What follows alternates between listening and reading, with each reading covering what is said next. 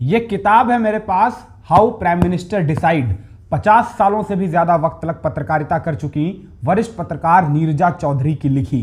इस किताब के पेज नंबर 373 और पेज नंबर 374 पर स्पष्ट रूप से लिखा हुआ है कि 1995 के अक्टूबर के महीने में भुवनेश चतुर्वेदी के सामने अटल बिहारी वाजपेयी ने पीवी नरसिम्हा राव से स्पष्ट रूप से कहा था, कल्याण सिंह हमारे विरोध में रहते हैं, इसीलिए किसी भी कीमत पर वो मुख्यमंत्री नहीं बनने चाहिए। और इसी के बाद किस तरह से उत्तर प्रदेश के राजभवन के दरवाजे के सामने बहुमत का आंकड़ा जुटाकर राज्यपाल की बाट जो होते खड़े रह गए थे कल्याण सिंह, मगर राज्यपाल मोतीलाल वोहरा ने अपना दरवाजा नहीं खोला था। किस तरह मोतीलाल वोहरा ने कल्याण सिंह के पास बहुमत होने के बावजूद पीवी नरसिम्हा राव के कहने पर उत्तर प्रदेश में राष्ट्रपति का शासन लगा दिया था। वो तमाम बातें अपने आप में इतिहास हैं, मगर जो सबसे बड़ी बात है वो ये कि जो अटल बिहारी वाजपेयी कांग्रेस के प्रधानमंत्री पीवी नरसिम्हा राव के साथ मिलकर कल्याण सिंह की सरकार गिरवा देते हैं,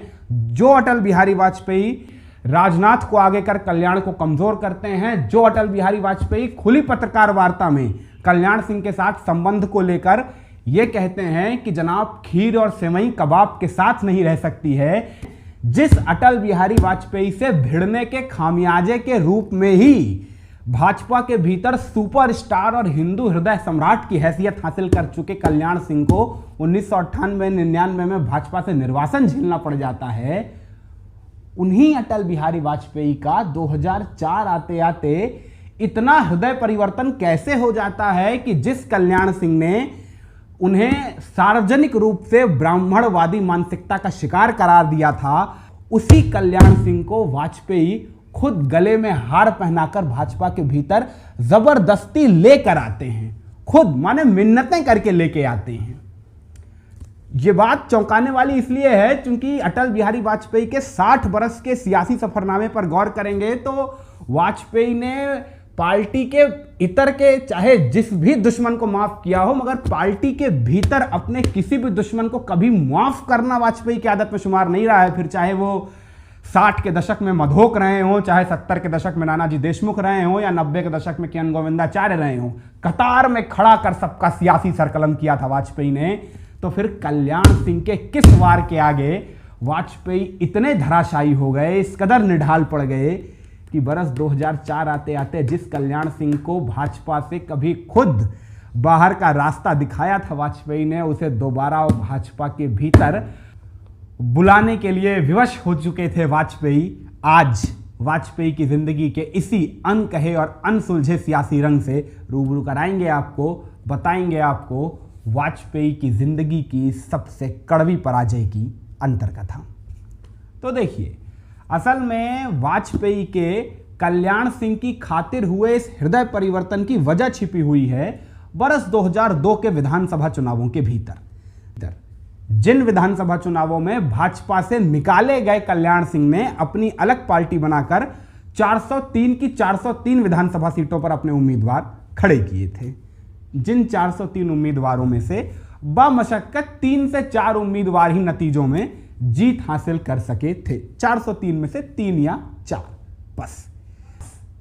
जिन नतीजों को देखकर ही तब तमाम सियासी विश्लेषकों ने अपना निष्कर्ष प्रतिपादित किया था कि उत्तर प्रदेश की सियासी फिजाओं से कल्याण सिंह नाम का एक्स फैक्टर अब धूमिल हो चुका है, मगर ये इस तस्वीर का महज आधा सच था।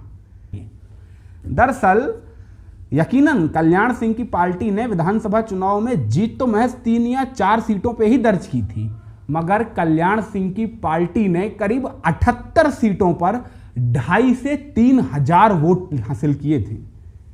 अब आप कहेंगे इसमें कौन सी बड़ी बात है, 78 सीटों पर 2,500 से 3,000 वोट हासिल करके कर क्या लिए?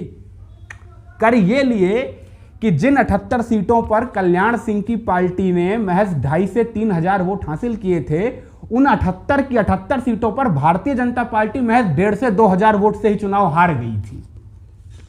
खेल समझ में आया आपको? मतलब जिन 78 सीटों पर कल्याण सिंह की पार्टी ने 2,500 से 3,000 वोट हासिल किए, उन 78 सीटों पर भारतीय जनता पार्टी 1,500 से 2,000 वोटों के मार्जिन से चुनाव हार गई।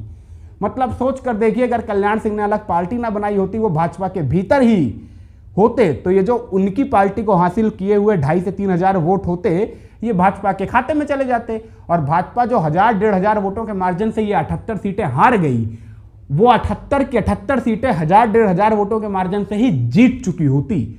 और जिन 78 सीटों के जीतने के बाद भाजपा की टैली जो महज 88 तक पहुंच के ठिठक रही थी, वो पहुंचती 166। और भाजपा 2002 के विधानसभा चुनाव में जो तीसरे नंबर की पार्टी बन चुकी थी, वो सिंगल लार्जेस्ट पार्टी बन जाती, चूंकि 143 सीटें हासिल की थी सपा ने।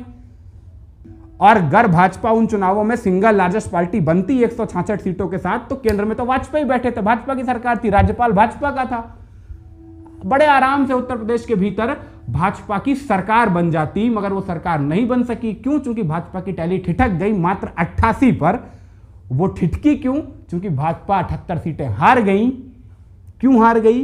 क्योंकि उसके पास कल्याण सिंह नहीं थे, जिस कल्याण सिंह ने इन 78 सीटों पर भाजपा के खाते वाले 2,500 से 3,000 वोट चुरा लिए थे। तो इस तरह से 2002 के उत्तर प्रदेश विधानसभा चुनावों के भीतर अगर भारतीय जनता पार्टी की सरकार नहीं बन पाई थी, तो उसमें सबसे बड़ी भूमिका कल्याण सिंह की थी। ये बात अभी आपको समझ आ रही हो या ना आ रही हो, मगर तब दिल्ली में बैठे वाजपेयी को जरूर समझ में आ गई थी कि कल्याण सिंह के भारतीय जनता पार्टी के भीतर होने या भाजपा में ताकतवर होने से भाजपा को फायदा मिलता हो ना मिलता हो, मगर कल्याण सिंह के भाजपा से दूर छिटकने से भाजपा को नुकसान जरूर होता है। यही वजह थी कि वर्ष 2004 के लोकसभा चुनाव के पहले जिस वाजपेयी ने 1998-99 में कल्याण सिंह को बाहर का रास्ता दिखलाया था, जिस वाजपेयी के बारे में सार्वजनिक मंचों पर कल्याण सिंह ने ना जाने क्या क्या कहा था, उसी अटल बिहारी वाजपेयी ने अपने दत्तक पुत्र प्रमोद वेंकटेश महाजन को निर्देश दिया कि कल्याण सिंह को किसी भी कीमत पर भाजपा के भीतर लेकर आइए। और चूंकि कल्याण सिंह को हासिल तो 2002 के विधानसभा चुनाव में सिफर ही हुआ था, वो बात और है कि उन्होंने भाजपा की नैया डुबो दी थी, मगर खुद भी तो मझधार के पार लगे नहीं थे। तो जब प्रमोद वेंकटेश महाजन ने उनके साथ संपर्क सूत्रता स्थापित की, तो बड़े आराम से कल्याण सिंह 2004 के लोकसभा चुनाव के पहले भाजपा के भीतर आ गए। अब उनके आने से भाजपा को कितना लाभ हुआ या कितना नुकसान हुआ, ये और बात कभी विस्तार से करेंगे। आज का ये सत्र यहीं पर समाप्त होता है।